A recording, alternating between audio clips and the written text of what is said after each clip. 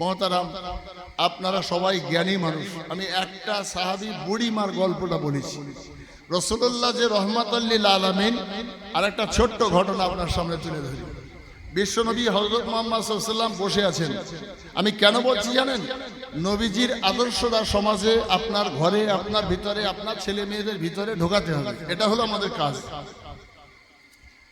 হুজুর বসে আছেন, একজন ইহুদি এসছে, এসে বলছে, মুহাম্মদ, আমাদের দেশের যা হাল, আমি এখন এখান থেকে যদি সাপুরজি আমার বাড়ি, ওই কাদার রাস্তা দিয়ে যদি যাই, তাহলে আমাকে কতল হয়ে যেতে হবে, আমার কাছে যা আছে সব লুটপাট হয়ে যাবে, অর্থাৎ 1400 সেন্তাই বাজে ভরা।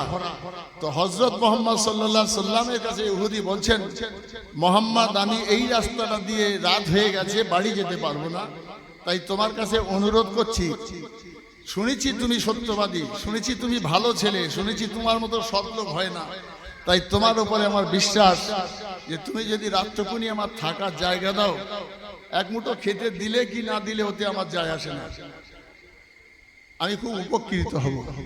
রাসূল আকরাম সাল্লাল্লাহু আলাইহি সাল্লাম থাকার ব্যবস্থা করলেন, আর মেহমান হিসাবে তার খাওয়ার ব্যবস্থা করলেন।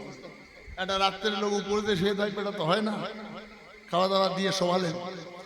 ইহুদির ফন্দি ছিল যে মুহাম্মদ কত বড় নবী, কত বড় ধৈর্যশীল, আমি এটা পরীক্ষা করব। সে রাত্রের বেলা ইচ্ছা করে কেতা কাপড়গুলো পেশাব পায়খানা করে জড়িয়ে টড়িয়ে দে, কায়দা করে দে, পালিয়ে গেল ভোরবেলা। এখন যে যত বড় চুরি করুক, ডাকাতি করুক, ধরা যদি তার পড়তে হয়, তাহলে তার দ্বারা একটা ভুল হবে নাকি?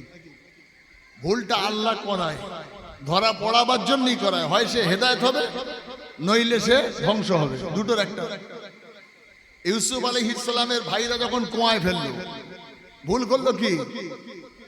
জামাটা খুলে তারে ছাগলের রক্ত মাখিয়ে নিয়ে ইয়াকুব নবী আলাইহিস সালামের কাছে গিয়ে বলছে, আব্বা, ভাইরি খুব কান্নাকাটি করছে, 10টা ভাই, শতাত ভাই, যে ভাই ভাইকে বাঘে খেয়ে নিয়েছে।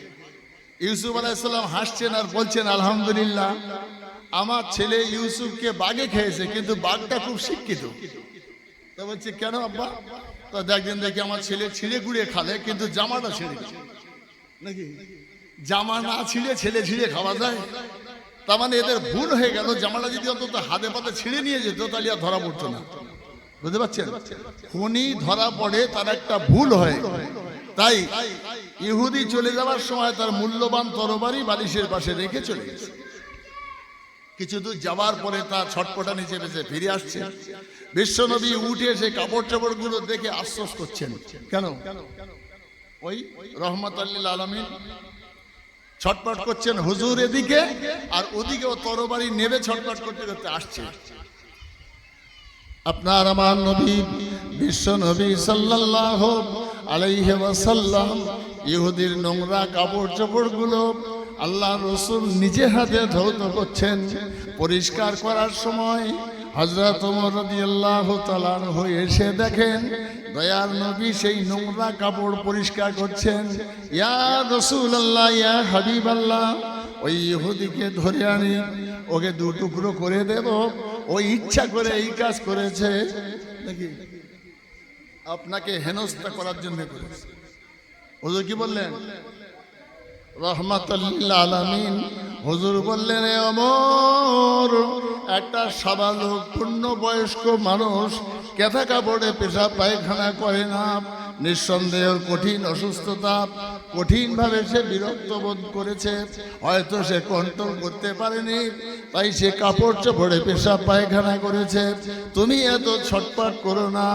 বলতে বলতে ইহুদি কাছাকাছি এসে গেছে। আসার পরে হযরত ওমর বলছেন, হুজুর ওকে ধরি। ওমর মানে ফারুক, ধরি মানে জবাই করে দেবে। হুজুর বলছেন, না, দাঁড়াও, আসতে দাও।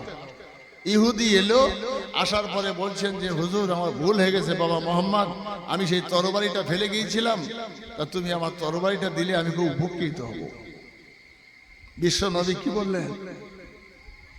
আল্লাহ রসুল বললেন, ও বাবা ইহুদি, তোমার বড় ভুল হয়েছে, তরবারি তোমার, তুমি নিয়ে যাবে, এটা কোনো বিষয় নয়, কিন্তু তুমি একটা পূর্ণ সাবালক, একটা বয়স্ক মানুষ, কত না কষ্ট হলে কন্ট্রোল করতে পারোনি, পেশাব পায়খানা করেছো, তুমি কেন আমাকে ডাকো নাই? কেন আমি তোমার সেবা করতে পারি নাই? তুমি আমার মেহমান, আমার বাড়ি কষ্ট পেলে আমি আল্লাহর কাছে জবাব দেব কেমন করে? ইহুদি সঙ্গে সঙ্গে রাসূলুল্লাহর কদম জড়িয়ে বলছেন, ইয়া রাসূলুল্লাহ, ইয়া হাবিবাল্লাহ, হুজুর আপনি যে রহমাতাল লিল আলামিন, এতে কোনো সন্দেহ নাই, আপনি আমাকে কলেমা পড়িয়ে মুসলমান করে দিন। তাহলে একটা কাজ রাসূলুল্লাহর করায় একজন ইহুদি কলেমা পড়ে।